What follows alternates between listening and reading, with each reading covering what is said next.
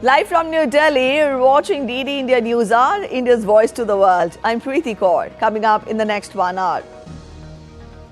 Hamas hands over bodies of 4 Israeli captives in exchange of hundreds of prisoners, marking the final swap as part of the Gaza Truce.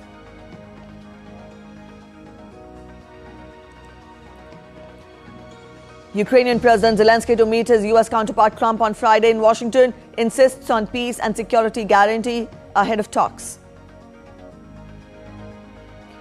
US President Donald Trump set to impose 25% tariff on imports from European Union, while EU vows firm and immediate response. European Commission Chief Ursula von der Leyen, along with her commissioners to visit India today, will hold bilateral talks, focus on trade and security. Pope Francis continues to show slight improvement, no longer has kidney issue, Vatican announced.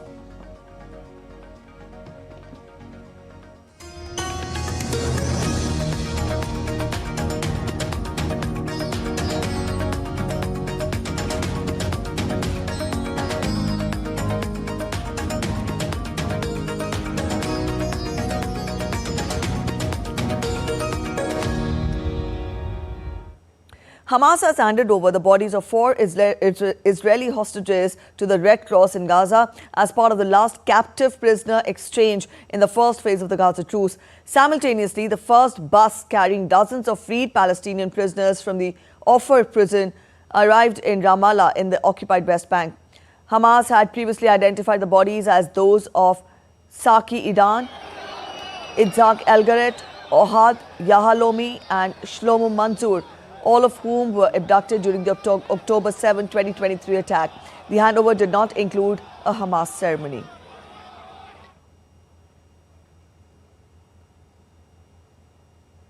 The exchange comes after Hamas announced reaching a deal with mediators on the handover of over 600 Palestinian prisoners who had been due to be freed by Israel last week, and an equivalent number of women and children detained in Gaza since the conflict began. Lebanon's new government has won a confidence vote in parliament following a speech by Prime Minister Nawaf Salam promising to push for economic reforms and to start negotiations with the International Monetary Fund. Salam's government won the backing of 95 lawmakers in the 128-seat chamber. On Tuesday, the Iran-backed Lebanese group Hezbollah had given its backing to the government in a speech delivered by senior Hezbollah lawmaker Mohammad Raad. The new government's policy statement did not include language used in previous years, but that was seen as legitimizing a role for Hezbollah in defending Lebanon.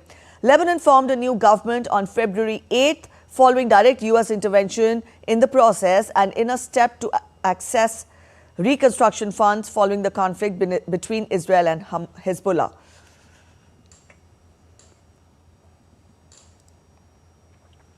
Syria's 2-day National Dialogue Conference in Damascus concluded on Tuesday, having brought together representatives from various groups to discuss the country's political future.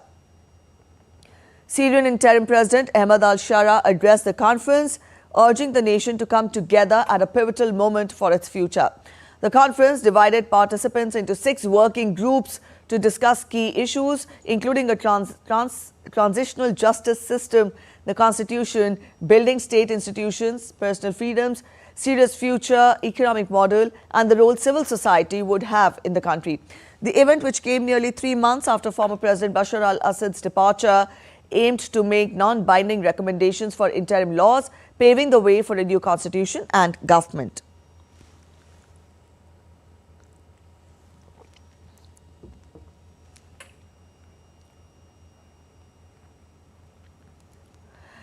Syria's interim President Ahmad al-Shara met with Jordan's King Abdullah II in Amman on his 3rd foreign visit since ousting Bashar al-Assad. The pair discussed security along their shared border and the return of Syrian refugees. Jordan has blamed the rampant drug and weapons smuggling on pro-Iranian militias that held sway in southern Syria during Assad's time. Shara pledged to stamp it out. Now, the two leaders then headed to Ragadan Palace for their first talks since Shara took power. It is Shara's 3rd foreign visit since Assad's overthrow in December, after trips to Saudi Arabia and Turkey. Shara was accompanied by Foreign Minister Asad al-Shaibani, who had visited Amman in January for talks with his counterpart Ayman Safadi.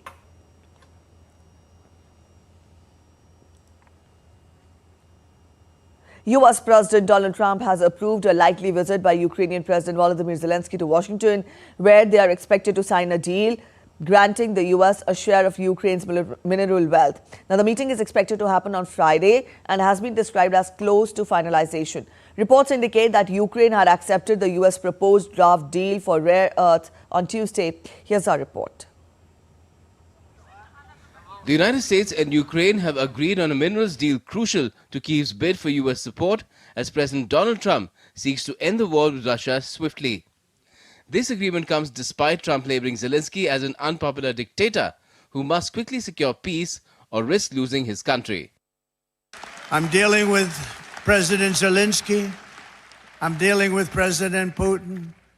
I'm trying to get the money back that or secured because, you know, Europe has given $100 billion. The United States has given $350 billion. Europe gave it in the form of a loan. They get their money back. We gave it in the form of nothing. So I want them to give us something for all of the money that we put up. While Trump eyes a major deal on Ukraine's rare earths and critical minerals in return for US support, local operators at one of Europe's largest graphite deposits see this as an opportunity. We know that our graphite can be used in high technologies. We're sure about that because we send our graphite in European and US laboratories. They make their own tests. We know that our graphite is possible to convert to graphene. Is the nanotechnologies, and 1 kilogram of graphene can cost thousands and $100,000. Ukraine's vast undersoil mineral wealth is at the heart of the deal, with Trump dispatching his Treasury Secretary Scott Bessent to Kyiv to meet Zelenskyy this week. However, there are concerns about how to mine these minerals. A huge problem for the US is that there are not so many American companies who are able to mine and to process these rare earth elements, because since almost 2 decades, Chinese companies dominate this sector. So it's not so far clear which companies, Americans, British or German or whatever companies, will be able to do this right now when the war continues. The draft deal specifics remain unclear, but it includes a fund jointly owned by Ukraine and the US. Ukraine would contribute 50% of its future natural resources revenues, such as minerals, oil and gas. The US would own the maximum financial interest allowed under its law and reinvest some revenues into Ukraine while supporting its economic development. Security guarantees will be discussed between Trump and Zelenskyy during the latter's Washington visit. The Trump administration bypassed Ukraine for direct talks with Russia to end the 3-year conflict, with Russia eager to supply rare earth minerals to the US as well. Rare earth metals is a very important component, very important resources for modern sectors of the economy, and we are not doing much in this direction yet. We must do more. It's clear that Ukraine and Russia's rare earth deposits are crucial raw materials that could create the demand for an economic resolution of the war. Bureau Report, DD India. Ukrainian President Volodymyr Zelenskyy said on Wednesday that security guarantees were vital ahead of talks in Washington on Friday over a mineral resources deal. Guarantees of peace and security are the key to preventing Russia from destroying the lives of other nations. A fierce escalation in the Russia-Ukraine conflict unfolded as both nations claim to have downed over 100 enemy drones in a single night, marking one of the most intense aerial battles this year. Russia's defense ministry reported shooting down 128 Ukrainian drones, calling it Ukraine's largest drone attack over the year, with heavy strikes on Krasnodar and Crimea. Meanwhile, Russian forces also launched counter-offensives, regaining control of Orlovka and Pogrebki. Ukraine countered, reporting it intercepted 110 Russian drones and repelled attacks in Pokrovsk and Kursk. Explosions rocked Kyiv and Kharkiv.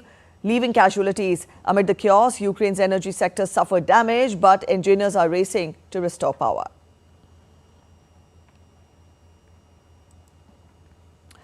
US President Donald Trump said on Wednesday that his administration will soon announce a 25% tariff on imports from the European Union.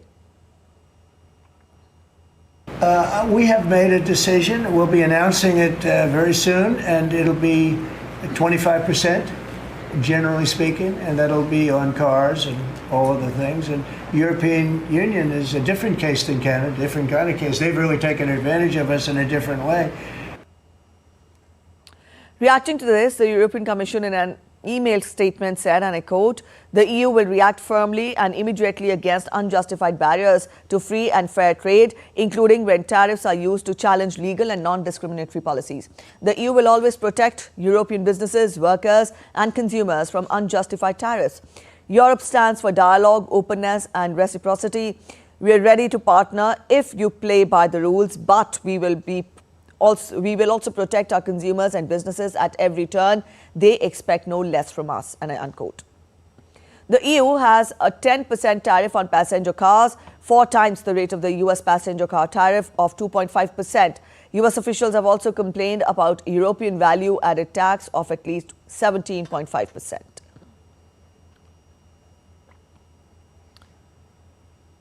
Meanwhile, Trump on Wednesday raised hopes for another month-long pause on steep new tariffs on imports from Mexico and Canada, saying they could take effect on April 2nd. A White House official, however, said that Trump's previous March 4th deadline for the 25% tariffs on Mexican and Canadian goods remained in effect as of this moment. Any change in the deadline would be based on Trump's review of Mexican and Canadian actions to secure their borders and halt the flow of migrants and the opioid fentanyl into the U.S. Canadian Innovation Minister François-Philippe Champagne told reporters that Canada would wait for signed executive orders from Trump before reacting. He added that their mission is still to avoid the tariffs, extend the suspension if needed. He further stressed that there will be a targeted, strategic but a firm response if Trump imposes tariffs. While Mexico's economy minister declined to comment on the development, but said that economy minister Marcelo Ebrard will meet on Thursday with newly confirmed U.S. Trade Representative Jamison Greer and Commerce Secretary Howard Lutnick on Friday.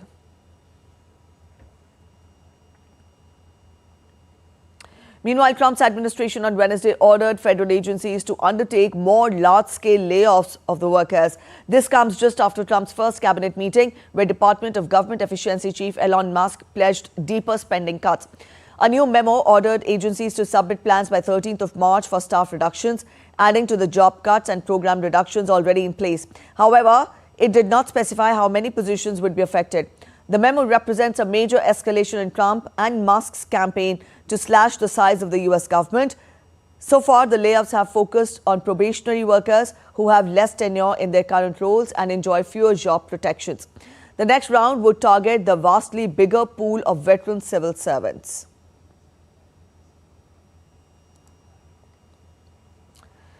You're watching DD India News Hour. We're heading for a short break, but after the break, Bangladeshi students who spearheaded the ouster of the then Prime Minister Sheikh Hasina envisage creating a new political party soon. Efforts to identify and map water in craters of the moon gain momentum as NASA launches Lunar Trailblazer satellite. A treat awaits the fans of Pink Floyd. Stay with us to know what is it.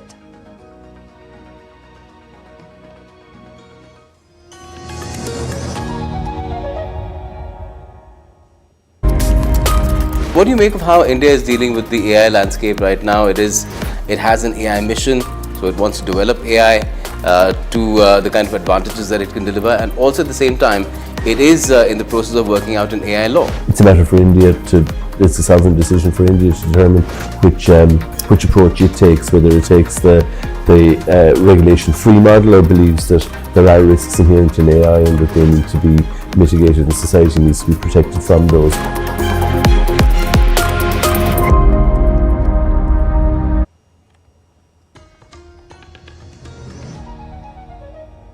Welcome back after the break. You're watching DD India News Hour. The United Nations World Food Programme has temporarily stopped distributing food aid in the famine-struck camp for displaced people in Sudan's North Darfur.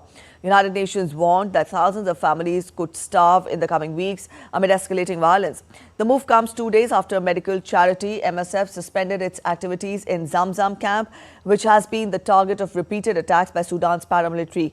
Senior UN aid officials told the Security Council on Wednesday that the use of heavy weaponry in and around Zamzam in recent weeks and the destruction of the main market facilities within the camp. Famine was confirmed in August in Zamzam camp by a global committee of food security experts.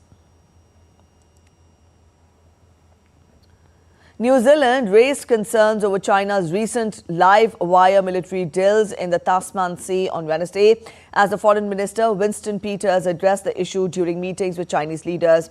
New Zealand emphasized that New Zealand had not been given adequate notice about the exercises off its coast. Peters is in Beijing for a 3-day visit after relations between the two countries became strained over the drills. Additionally, Peters expressed concerns that the Cook Islands, an independent nation in free association with New Zealand, had signed a comprehensive strategic partnership and other agreements with China without proper consultation with New Zealand. Both New Zealand and Australia's officials reported that China had conducted live fire exercises in international waters between the two countries with minimal notice, which led to flight diversions for commercial airlines.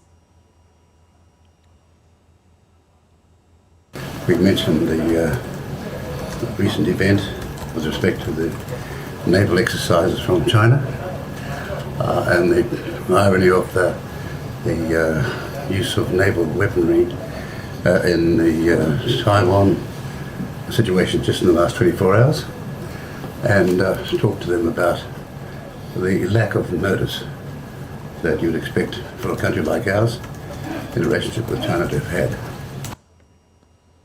Taiwan's defense ministry reported a surge in Chinese military activity on Wednesday, but officials said that they did not detect any live fire exercises in a drill zone off the island's southwestern coast.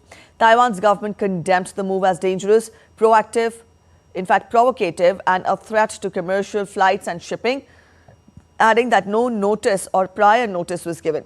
China is yet to comment. In its daily morning updates of Chinese military activities in the prior 24 hours, Taiwan's defense ministry said that it had detected 45 Chinese military aircraft and 14 Navy ships operating around the island on Wednesday. They said the Chinese move was very similar to its other recent military activity in the region, such as in the South China Sea and that off Australia's coast, during which China's Navy did not give adequate notice about their exercises. Bangladeshi students who were at the forefront of the last year's protests that ousted then Prime Minister Sheikh Hasina are set to launch a political party on Friday. The Anti-Discrimination Student Movement and the Jatiya Nagrik Committee announced that they would launch their political party at Manik Mia Avenue in the capital Dhaka on February 28th. Earlier on Tuesday, student leader Nahid Islam had resigned from the Advisory Council of the interim government as the Information and Broadcasting Advisor amid discussions that he would join a new political party. He said that given the current situation in the country, the rise of the new political force is necessary. Nahid is likely to become the convener of the new political party.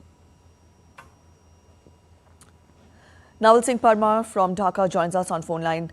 Naval Singh, good morning. We've told our viewers about the Bangladeshi students envisaging creating a new political outfit in the country. Given the political situation and the circumstances that were witnessed during the ouster of the Prime Minister, help us understand how would creation of this new political outfit, this new political party in Bangladesh affect the political scenario there? The new political party formed by the student who were the major force behind the protest against the former Prime Minister Sheikh Hasina. There is a significant space in the Bangladesh political landscape that can be filled by the student organization like student party. But the goodwill, the student organizer or the student protester who were having before 6 months, it is not nowadays in Bangladesh, because there are many student organizations of the political party like Chhatra League of the Awami League political party, then the Chhatra Dal of BNP and Chhatra Shibir of Jamaat-e-Islami. So there are three already students wing and the student against the discrimination who are forming new political party. They are also having their cult on the student politics and student body. But there is a differences and there is a division among the student group itself. So considering this faction in the students at this moment, and they are forming the new political party, there will be a difficult time for them to establish in a political landscape of Bangladesh. However, they have their organizers or their coordinator in government too, so they may get some help from the current dispensation of the Yunus administration. Indirectly, they are having a goodwill with the government, so they may get some benefit in current scenario. But later on, it is if that will be their policies and their agenda. That will time will tell how they will be popular and what kind of vote set they will get and how many seats they will get. That is the different thing. But nowadays political situation in Bangladesh is quite volatile. There are apart from Awami League, there are two major political party, Bangladesh Nationalist Party and Jamaat-e-Islami Islamic Party, and they are on loggerhead about the timing of the election, next general election in Bangladesh. BNP wants as soon as possible the general election in Bangladesh. However, the Jamaat-e-Islami Party trying to delay the election in Bangladesh, citing the first local body election and then general election kind of reason. But the Jamaat-e-Islami is having a support of interim government, and they want to expand their organization, their structure in Pan Bangladesh, because nowadays they have some pockets in Bangladesh. They have some strong organization, but the rest of the country, they don't enjoy the organization like Awami League or BNP. So they wants to expand their organization as well as the we can say they wants to make their cadre strength more visible on the field. All right, Naval Sang, you telling us that you apprised us about the current political landscape in Bangladesh, and you also tell us that this is not the first student party that will be coming to the forefront. Already, three such parties are existing. How is this new political outfit different from the ones that are already existing? Help us understand this. What are the principles? What are on what principles will this party function, and how does it mark a shift or a difference, this new party, the Bangladesh Nahid Islam PC? Actually, as I mentioned, that the three student body, yes, they are affiliated with the political party like Awami League, BNP, and the Jamaat-e-Islami. They are not political party; they are student body of existing political party. And this one is a student-led political party. That is different thing. But the crisis is, the situation is the 6 months back, they were having a very good goodwill in Bangladesh, because common people were thinking that the students are student against the more discrimination, the group called themselves, played a crucial role in ousting the former Prime Minister Sheikh Hasina. But later on, with the passing of the times in last 6 months, the students coordinator or student leader, including Nahid Islam and others, they played such a role that the many people, those who are apolitical people, they thinks that Bangladesh as a nation should do good and they survive, and there should be a good law and order situation. But the student coordinator took such a decision, and their action make suspicions among the common people that they are also a kind of fascist, and their agenda is not a nationalist or pro-democratic, or they don't want to have institutions to be built up in Bangladesh which can help to survive the democracy. So it is sure that their goodwill is not as such as they were enjoying in 6 months back. So it is very difficult, and they don't have any clear agenda what they want to make in Bangladesh, because they were They were supporting the demolition of Sheikh Mujibur Rahman Memorial. Being in government, the student leader were supporting the vandalization and the bulldozing the public property in Bangladesh or the Awami League leaders' property in Bangladesh. This is a vindictive politics, and they were playing that kind of role, and people have seen them. So they common people do not expecting much from the student leader and student coordinator, because they saw what is their agenda and what they will do. And there are many allegations against the student coordinator that they have accumulated enormous amount of wealth in last 6 months. So people are saying that they are also corrupt. There is a allegation they are not coming clean in the public domain. So people are not expecting much from the student organization or student party. All right, so we leave it here. Thank you so much, Naval Singh, for joining us with those details. And UN Secretary General Antonio Guterres is set to visit Bangladesh from March 13 to 16, following an invitation from the head of Bangladesh's interim government, Dr. Mohammad Yunus. Also, with Bangladesh struggling under the weight of Rohingya refugee crisis, Guterres has reaffirmed the UN's commitment to mobilizing international support. In a letter to Professor Yunus on February 25th, he expressed deep concern over the worsening humanitarian situation in Rakhine and its regional impact. Guterres vowed to intensify diplomatic efforts, working with ASEAN and other key stakeholders to push for a political resolution and ensure conditions for safe, voluntary return of the Rohingyas.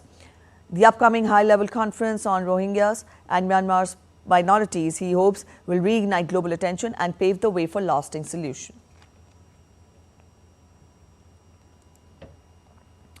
A school-aged child in West Texas has succumbed to measles, marking the first U.S. fatality from the disease since 2015, which marks a decade. The child, who was not vaccinated, died amidst a growing measles outbreak spanning Texas and New Mexico. Over 130 people, mostly children under the age of 18, have been infected. The outbreak, centered in Gaines County, highlights concerns about how vaccination rates. Also, doctors and health experts note that measles has about 3% mortality rate. So as of today, more than 20 patients have been admitted to the Covenant Children's Hospital. We have several of those who have required intensive care as a result of having the measles. And as you can see from today's news, this virus can have severe and deadly consequences.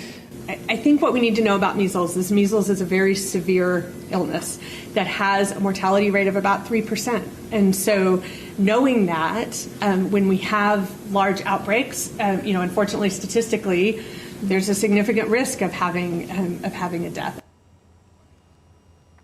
During a cabinet meeting on Wednesday, Robert F. Kennedy Jr., a vaccine critic who was confirmed as Secretary of Health and Human Services earlier this month, said 2 people had died in the Texas outbreak. He did not provide details, and health authorities in Texas and New Mexico have not mentioned a second death. The Center for Disease Control and Prevention reported 3 outbreaks this year. Negotiators met at the UN's Food and Agriculture Organization headquarters in Rome, restarted on Tuesday for global talks to protect nature. More than 2 years after a landmark deal on nature, including a pledge to protect 30% of the world's land and seas by 2030, nations continue to negotiate over the money needed to reverse the destruction that scientists say threatens 1 million species. Negotiators are tasked with breaking a deadlock on funding between rich and developing countries that saw COP16 talks in Cali, Colombia break up without agreement in November. The talks come at a moment of geopolitical upheaval, with countries facing a range of challenges from trade tensions and debt worries to conflicts.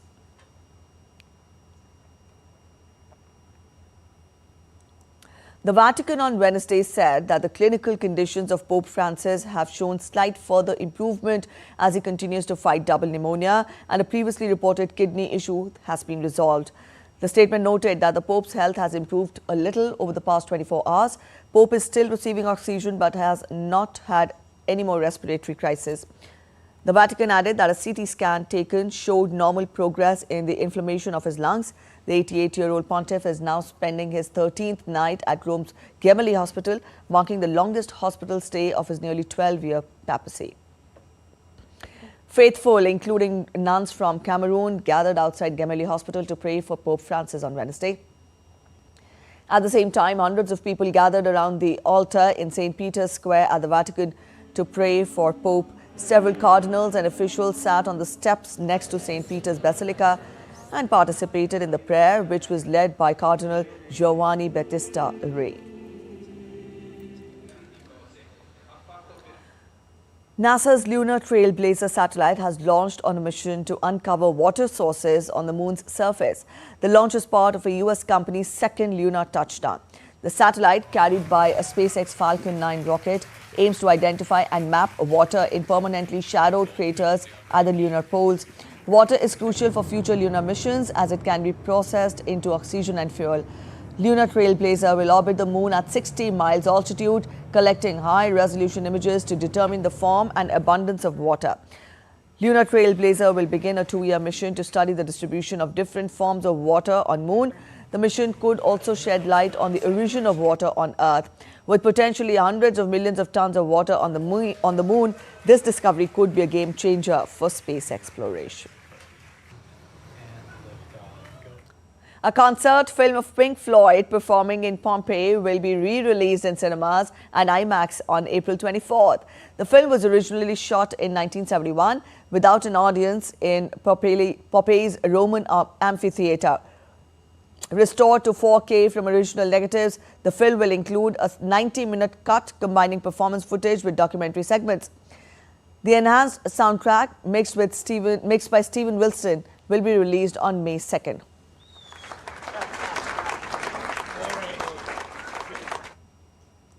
A short break ahead. You're watching DD India News Hour, but after the break, Telangana government confirms SLBC tunnel rescue operations on track. Completion expected in 2 days. Over 660 million devotees took the holy dip during Mahakumbh in Prayagraj. The event concluded with a grand aerial salute. A cheetah and her cubs conquer Kuno's challenging terrain, marking a milestone in their journey to independence.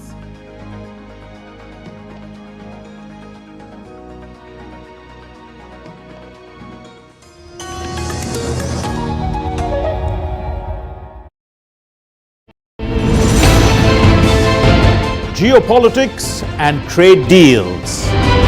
Economic challenges amid development. Hard work and the path to prosperity. It's the economy always. Between walkers, money is what money does and says. Supply creates its own demand. Between the bulls pulls and bears tears. When supply chains globalization and India rises to the podium. We'll get you centered with the economic brief at 8 p.m. every Thursday on DD India.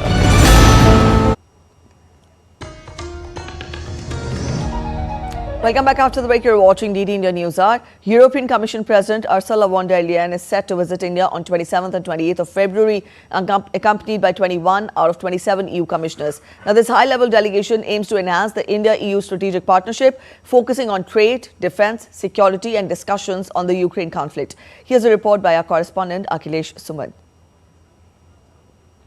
During the high-level European Union delegation visit on February 28th, Prime Minister Narendra Modi and President von der Leyen are expected to engage in comprehensive talks covering proposed free trade agreement (FTA), defense and security cooperation, and Russia-Ukraine conflict. On the FTA front, while negotiations on market access and tariffs may take center stage, discussions will also focus on expanding the India-EU strategic partnership to new areas like defense technology and energy cooperation. Both sides are expected to explore collaborations in digital technology, artificial intelligence and green energy, including green hydrogen and renewable energy. The talks may also be helpful in achieving India's goal of Viksit Bharat or a developed nation by 2047. Free trade agreement, negotiations on market access, tariffs and standards, strategic partnership expansion, defense technology and energy cooperation, digital and AI collaboration, strengthening technological partnerships, India-EU green transition, renewable energy and climate commitments. I think on the bilateral aspect, it is the EU-India FTA that has been under discussion, under negotiation for a long time. I remember we started this in 2007 when I used to be in Brussels. I used to be the Deputy Chief of Mission in Brussels. EU is a very significant trading partner, it's a very significant investment partner, and we have to make it a very significant technology partner. A notable component of the visit is the India-EU Trade and Technology Council, which aims to boost strategic coordination on trade, emerging technologies and digital innovations. The total bilateral trade between India and European Union stands at $135 billion. India's exports to the EU amount to $76 billion, while EU exports to India are valued at $59 billion. EU investments in India total up to $117 billion, with over 6,000 European companies operating in the country. Meanwhile, Indian investments in the EU amount to some $40 billion. India free trade agreement that has been looming on, dragging on actually for more than a decade now, and so far they couldn't agree on the terms. And I think now the situation is there that this agreement should be finalized in the interest of both. This visit marks the first ever meeting of such a big number of EU commissioners in India, highlighting the growing strategic importance of India-EU relationship. One of the most crucial aspects of the discussions is expected to be Russia-Ukraine conflict. The EU may seek India's diplomatic role in peace negotiations and explore India's support in providing security guarantees to Ukraine should a peaceful resolution be reached. This comes amid the ongoing talks between US President Donald Trump and Russian President Putin to end the Russia-Ukraine conflict, which has now completed 3 years. The EU, which is aiming to play an important role, sees India as a potential support given its balanced stance on global conflicts. Since the time Donald Trump has become the President of the United States of America, every country is trying to consolidate the older relationship so that their interests are not affected negatively. India and EU are also trying in the same way. Akhilesh Suman for DD India in New Delhi. The Telangana government has announced that the ongoing rescue operations at the SLBC tunnel, where 8 individuals remain trapped, is on schedule to be completed within 2 days. In a statement, State Minister Uttam Kumar Reddy said that seasoned experts in tunnel construction, along with teams that are experienced in managing rescue efforts during tunnel accidents, are executing a comprehensive plan to reach the accident site swiftly and efficiently. Now, these experts will try to enter the SLBC pit and meticulously remove the accumulated silt and debris made up of soil and water. He reassured the public that the operations are being conducted in close collaboration with suggestions from tunnel experts, both domestic and international.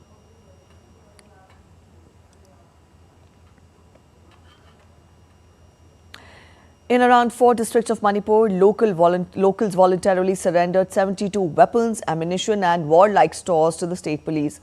The development follows an appeal by Governor Ajay Kumar Bhalla last week, urging armed groups to voluntarily surrender weapons looted from security forces and other illegally held arms. The governor had assured that no punitive action would be taken against those who complied within a 7-day period. With the deadline now expired, the security forces would begin taking action against those still in possession of illegal firearms. Indian Army and Assam Rifles, along with other security forces, remain dedicated to fostering peace, security and development in the region through the conduct of joint operations and continuous engagement with relative stakeholders.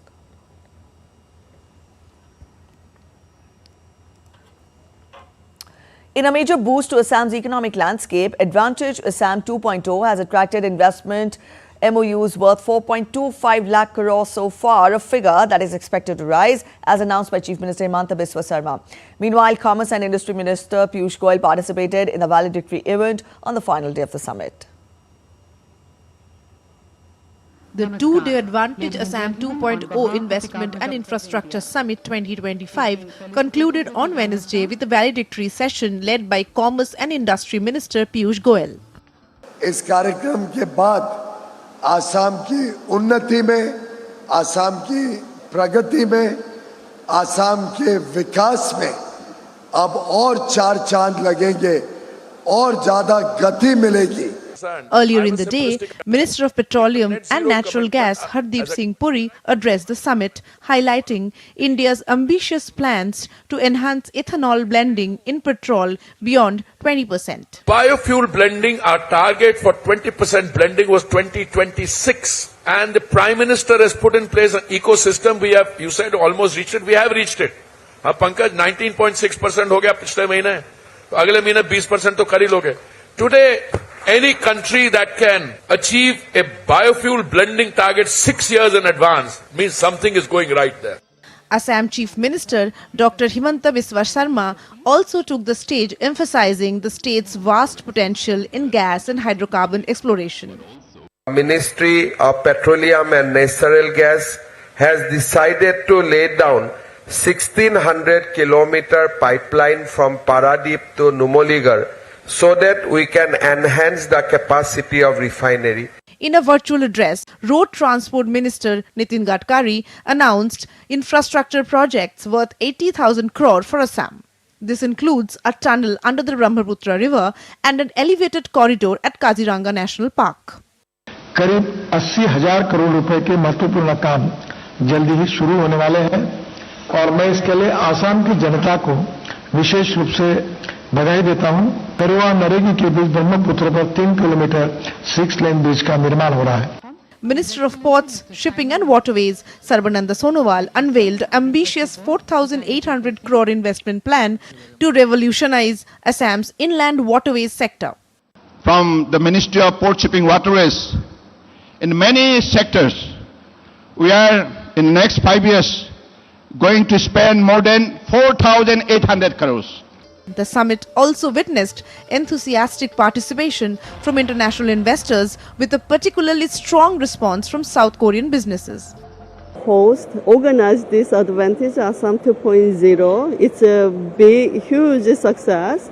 The possibility, business and many other educational and cultural opportunities in Assam and also northeast regions of India. Okay. There is a huge potential in the near future in India. So I was really convinced of your Chief Minister's speak today how much investments will be made, mostly in infrastructure, but also infrastructure include the IT so that you can extend your connections to all over the world.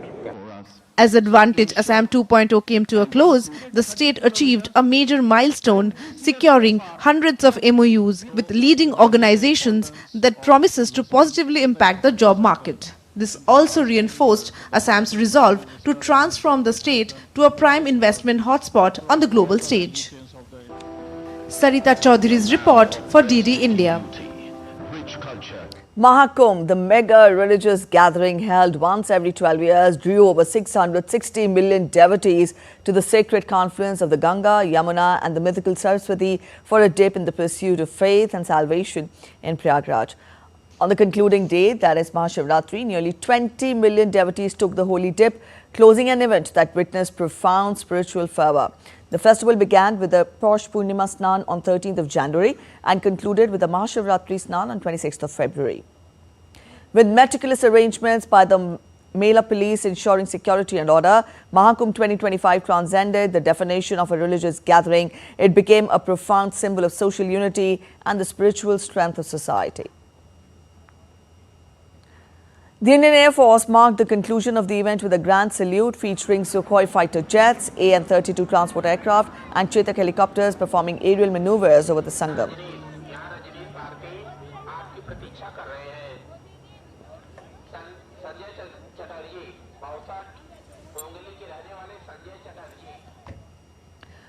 With the final bathing day of the Mahakumbh in Prayagraj having concluded, Chief Minister Yogi Adityanath on Thursday will felicitate sanitation workers, interact with boatmen as well as UPS RTC drivers, police personnel as well as administrative officials deployed at Mahakumbh for the past 1.5 months and thank them personally for their services.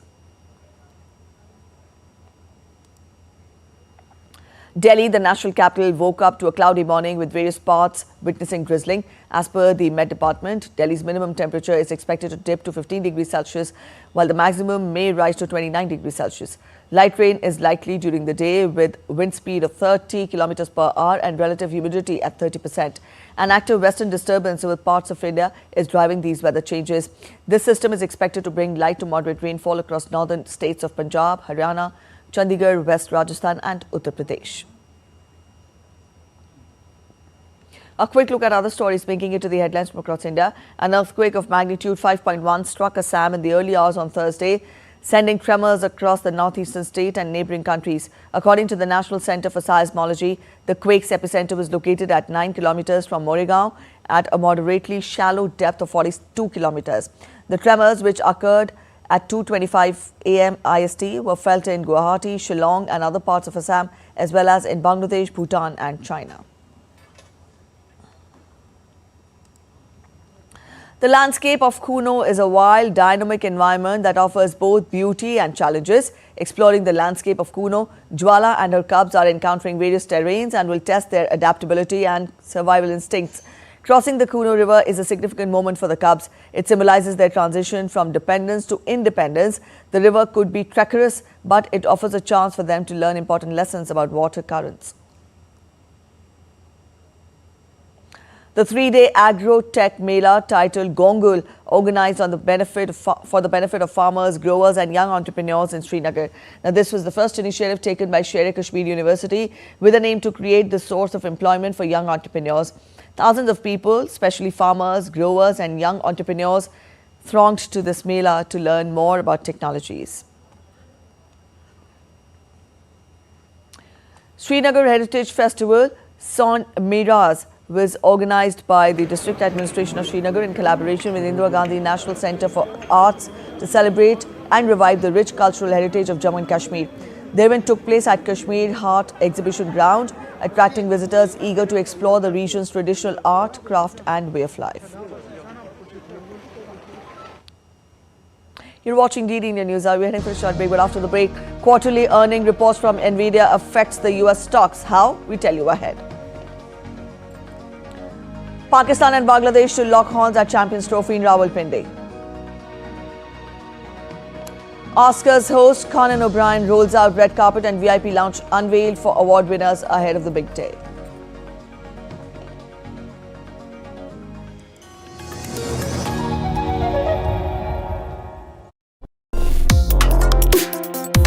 Complex issues, hidden agendas, twists and turns, strategic games.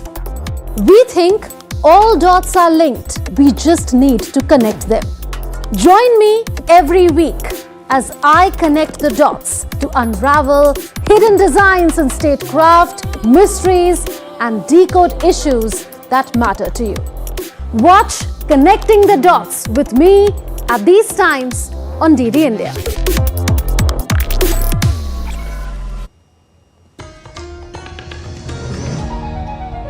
Welcome back after the break. You're watching DD India News. Let's get to updates from the world of business. Dr. Venkat Raman Ananta Nageswaran, the Chief Economic Advisor for the Government of India, is in South Africa. He delivered an insightful talk about emerging market infrastructure development and the India success story. Let's listen in.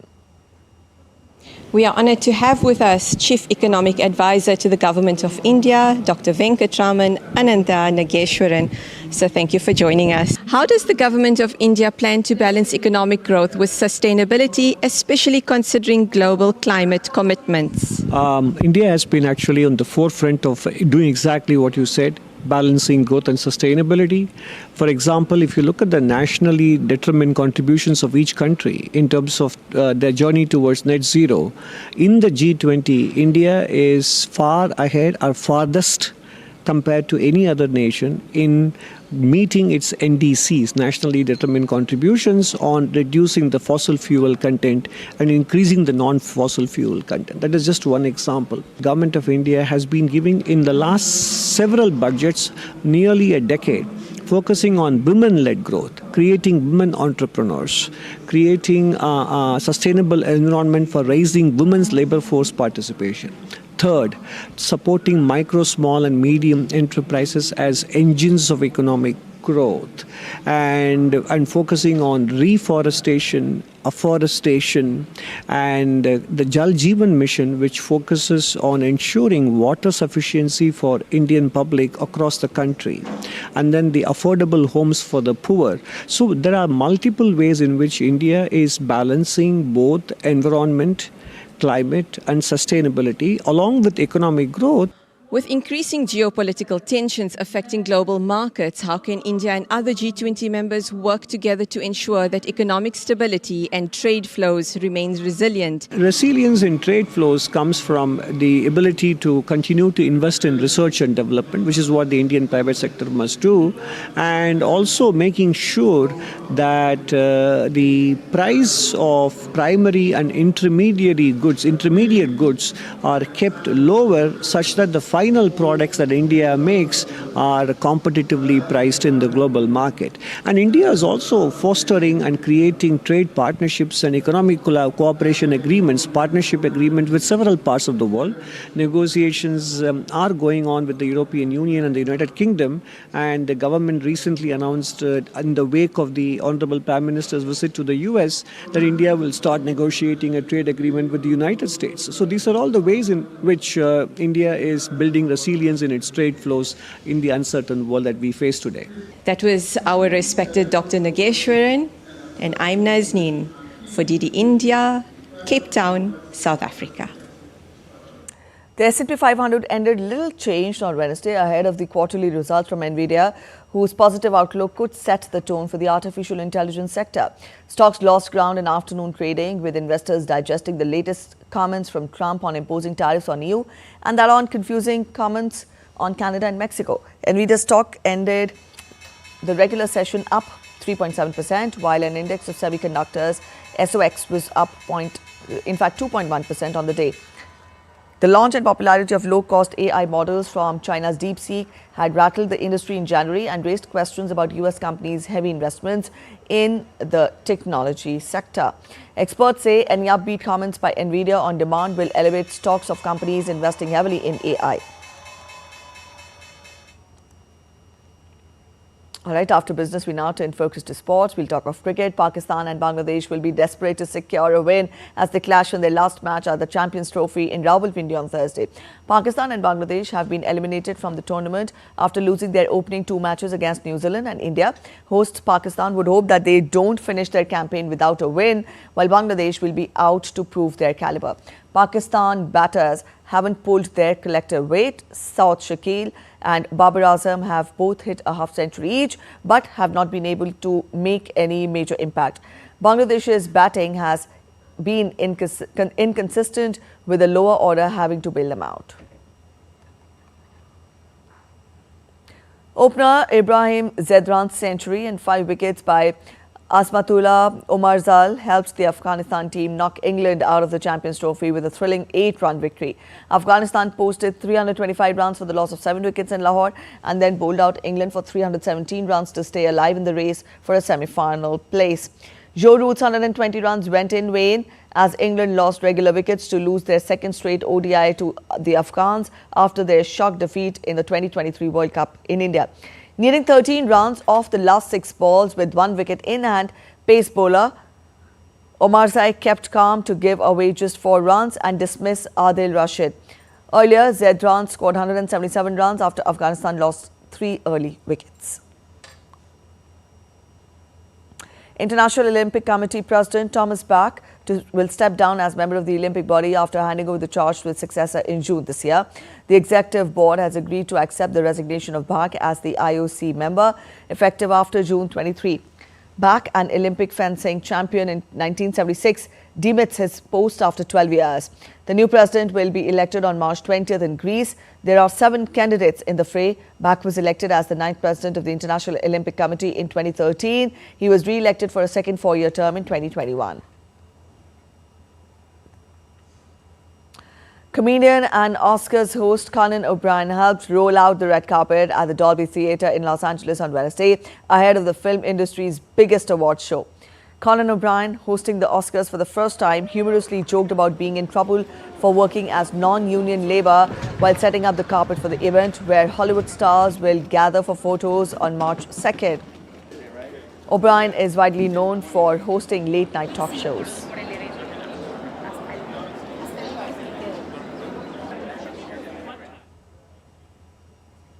And now, up next, we get to images of exclusive Green Room Lounge that will host Oscar winners after they pick up their award on stage during the Oscars. The Green Room is called the Rolex Green Room. It is a highly exclusive space designed by the luxury watchmaker Rolex, located backstage at the Dolby Theatre, where the Academy Awards ceremony takes place.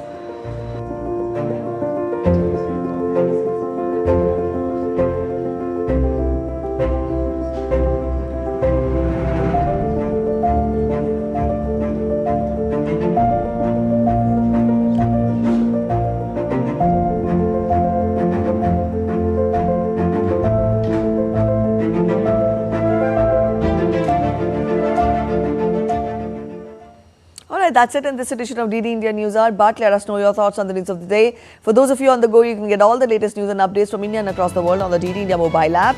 This app is available on both Android and iOS platforms, and you can download the respective QR codes. We'll be back with more news as it breaks here on DD India. I'm Preeti Kaur signing off, and from all of us here in Delhi, thanks for watching DD India News Hour.